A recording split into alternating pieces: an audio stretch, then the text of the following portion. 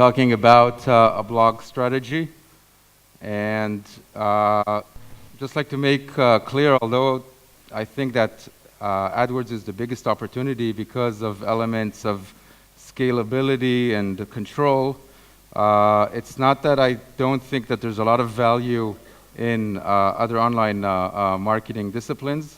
I myself, by the way, originally came from SEO, and I love SEO. And blog is important for your PR and your presence, as well as it's a main driver for your SEO. And we'll see an example. We'll see a few examples. So it's a bit small, but 46% of people read blogs more than once a day, and nearly 40% of US companies use blogs for marketing purposes. And there's people that read a lot of blogs. Now, search engines, they love blogs. In IVF, it's a niche market, and couple that with the geographic locations. So for example, IVF in Berlin, okay? That's something that is not super competitive, and that means that there's not a lot of content in those specific niches, as opposed to, for example, it's all relative, so as opposed to, for example, digital cameras, which is global, universal, lots of competition, and you're competing with giants like Amazon. Google is actually seeking for content in these niches. If you're the first one to be capturing these tactical opportunities, there's a great upside there for you. So the blog should be the IVF clinic's main SEO fuel. Why is that? Because the nature of things is when you set up a website and when you think of your content setup, you put in a lot of effort. And then typically there's a bit of there's a drop. And systematically, not a lot of IVF units are really committed to continuing on an organized, systematic, frequent, updated basis to give the search engines their food. The food is their content. The blog is classical for you to do that. You're not really going to every week or every 2 weeks start thinking about your website architecture and navigation, and maybe I'll add another section, etc. The blog is a lot more flexible. It's there. Management also looks at it as a more flexible territory. So you have good conditions to execute there. And as you know, in marketing, it's 95% is execution. So whenever I see a territory that's flexible and that you can have little barriers to execute, and it's basically up to you, then typically that's a good example of a tactical opportunity in marketing. So the blog within your SEO, obviously it's critical to get your basics, your titles, your descriptions. We mentioned we won't go into the SEO, but I claim that the main driver after that, for the ongoing SEO effort and the more advanced, is driven by the blog. And my focus in this presentation is looking at the coupling of blog and SEO, rather than looking at SEO and its PR effects or other effects that blogs have, for example, conversion optimization. So I'm looking more at the blogging and the SEO opportunity.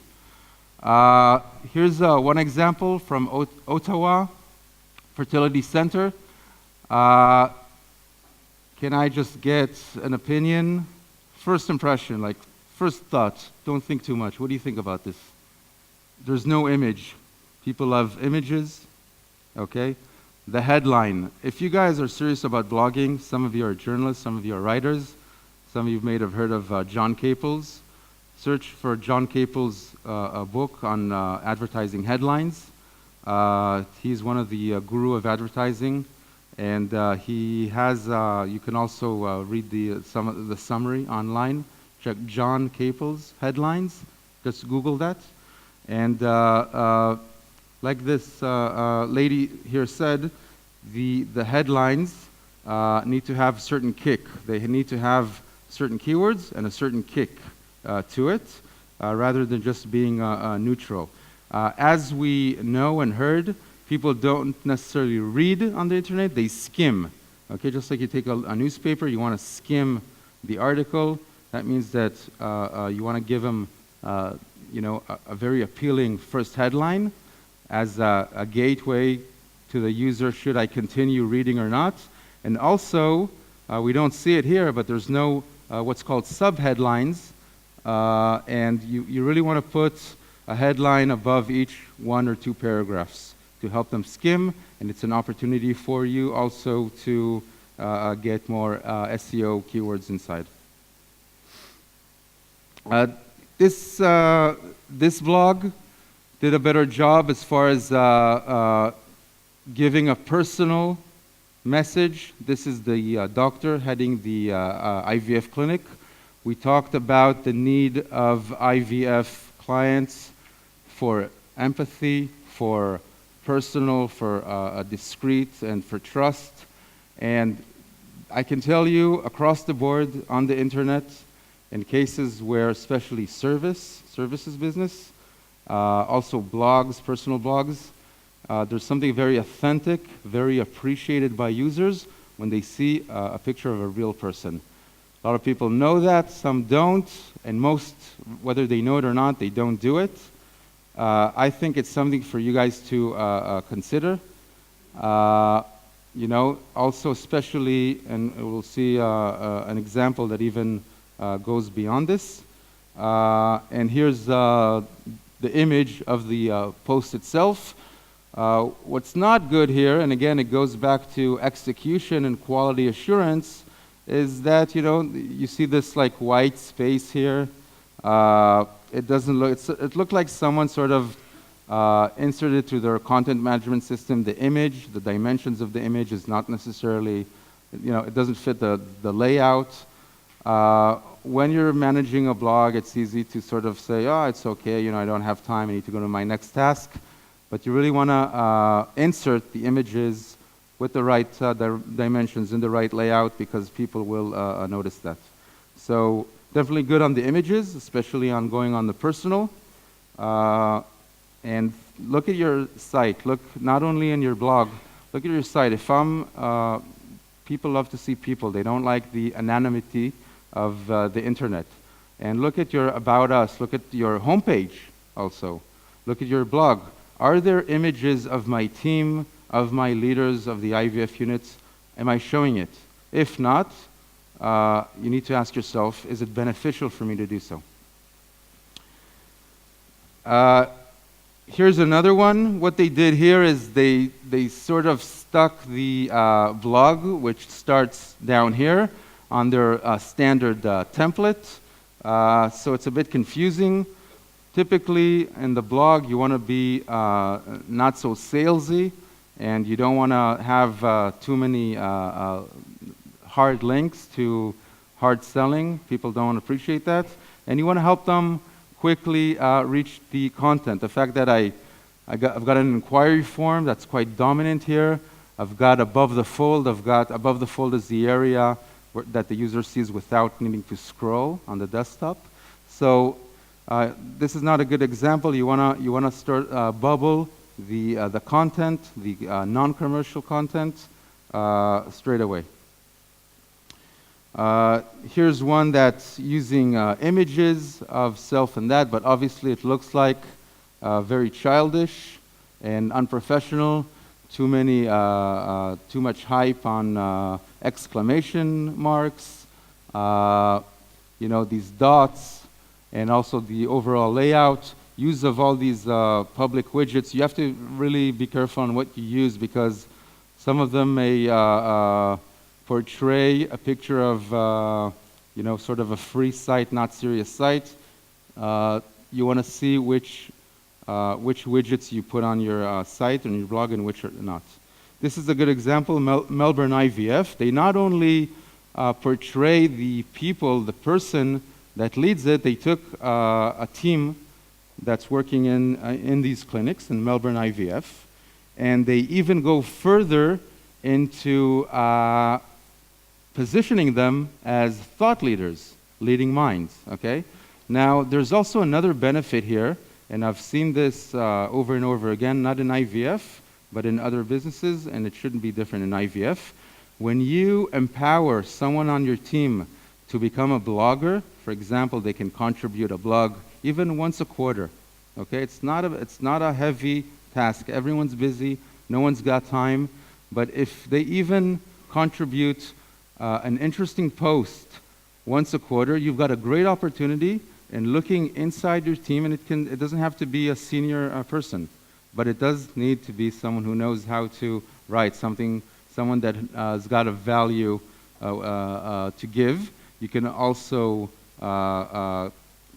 use an editor if that person is not the greatest writer. But look inside your team. They know your business the best, and it also retains them. It actually retains them longer. They feel part of the team. They feel empowered. You give them a stage, and it also gives your customers a way to transparently see more angles of your team. This is a big opportunity. I know it's a little bit outside the box, but especially for clinics that are medium-sized and larger ones, you can consider it. You can start thinking about it. Have I got people on my team that can contribute to the blog? People actually really like that. Even if you take, again, a non-senior employee and they write something, a unique, authentic angle, people relate to that. People say that's real, okay? That's not, and it does something to them. IVF World blog. One thing I want to say about this is we connected the blog to a LinkedIn group, not the LinkedIn page of the company, but we actually created a LinkedIn group. And you see this, in your area, in the IVF niche, it might be relevant, to think outside the box. Maybe I can create an IVF Facebook group. Now there's the thing of the privacy. People don't want to be exposed. So maybe I can create an IVF frequently asked questions group in my country, and people will and set up the settings of that group like was said yesterday, so they will be able to engage with that group, and that group can grow. I'm not going to do that on a group of my company. I want to choose a category or a topic that is related. It's more objective. I'm administrating the group, but it's a way to enhance my circle, okay? If you want to check out the IVF Worldwide LinkedIn group, you can see some of the activity there. These groups are vehicles to my content. My content needs to be the gas, and the vehicles is the social entities, the social group, the Facebook, the LinkedIn, the company pages. But if they're there and I don't have content to pump into them, then it's pretty much useless.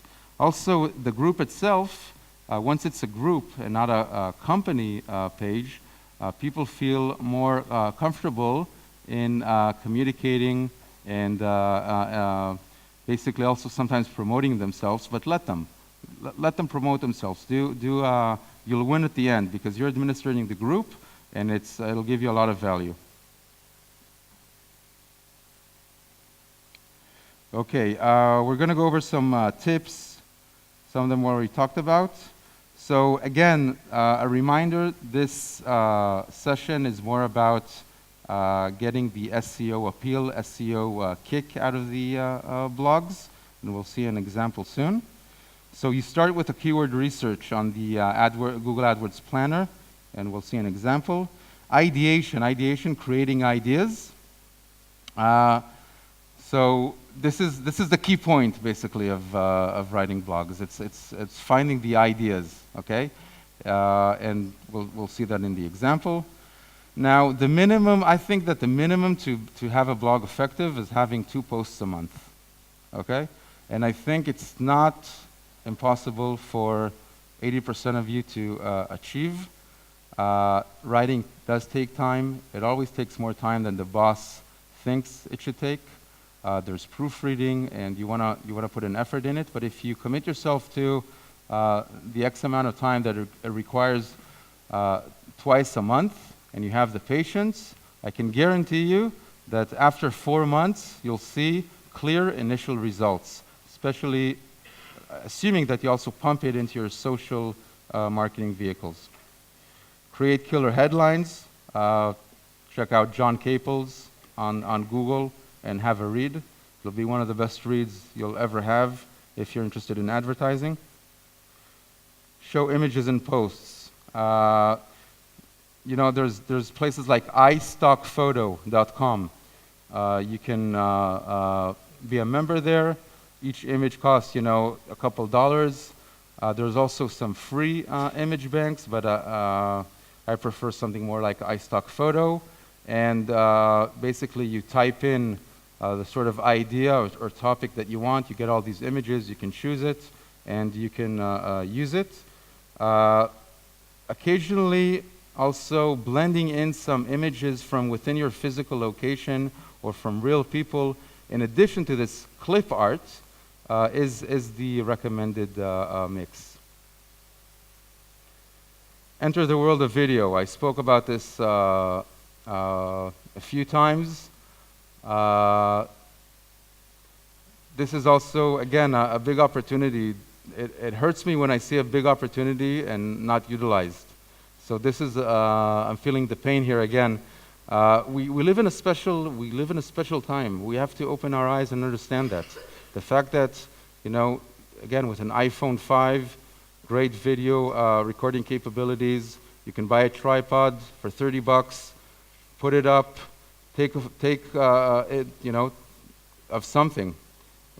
What? You can think of a few things. You can put it up on your YouTube channel. You can embed that. That's also mobile friendly once it's there.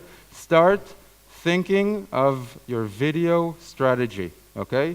Wake up and start thinking about your video strategy. It's a big opportunity, and I hope that next year I'll hear more stories of cases of video. It has so many benefits from all over: SEO, conversion, the way that people see you, transparency, trust, empathy. There's some things that can never be, you know, an image is worth 1,000 words. A video is worth much more than that, okay? So start, go back home after this conference, and please think, ask the question, what am I doing about my video strategy? I think you and your team can probably find even better answers than me, but it's my job to give you that question to ask yourself. Guest bloggers and writers. This is something that was utilized very well in IVF Worldwide blog. We're super glad to have guest bloggers. By the way, you know, check out the IVF Worldwide blog, and if you'd like to suggest to Ze'ev a post, we'll be happy to do that. It's also a good SEO effect because you get a link from a great authority website, correct? Consumers are not going there. Some are, by the way, looking for IVF calculator is one of our most famous keyword terms. But it's still, as far as SEO and trust rank and page rank, you'll be getting a good link. In your own area, think about having a guest blogger. The easy way to do this is in your city, go, for example, type in a keyword like we saw IVF cost or IVF treatment, whatever, and Google, not web searches, blog searches, see who are the top bloggers there. Some of them might not be competition, okay? And then what does a blogger want? Exposure. Bloggers want exposure even more than, you know, anything else. So what you're doing is you're offering them to basically take part of their content, and what you want to do is add another sort of moderation or opinion. True, you can copy and paste it. It has some value because your website is not completely copy-pasted, which would give you an SEO penalty. It still gives you a penalty to have, it still gives you value, sorry, not a penalty, to even copy and paste that blog and repost that content on your blog. The better way is to copy some of it or all of it and then add your unique part, okay?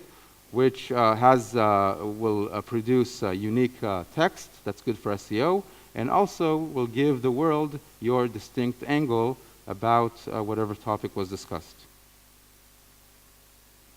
and also taking your posts and offering it to other bloggers.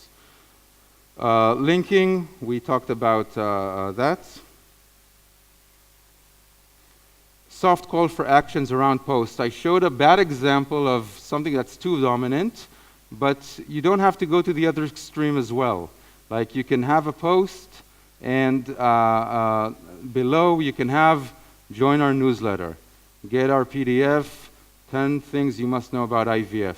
You can have sort of soft call for actions. You can even have contact us, but have a critical look at it, how commercial it looks. You don't want to be too commercial in your blog. The mindset of the user is a bit different. They're not ready for hard commercial messages. Let's see an example, by the way, of the strategy. The strategy, and you can write me, I can send you the presentation.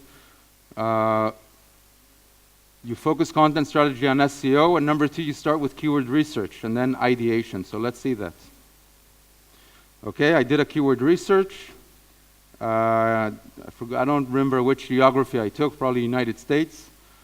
And here I got hundreds of keywords. This is only some of them. IVF success rates, 6,600 searches a month. The competition is the indicator of competition. We won't go into that. And suggested bid also gives you an idea of the value of the traffic that you would get organically, what it would be benchmarked against the paid. So these are the 4 columns I personally like to look at.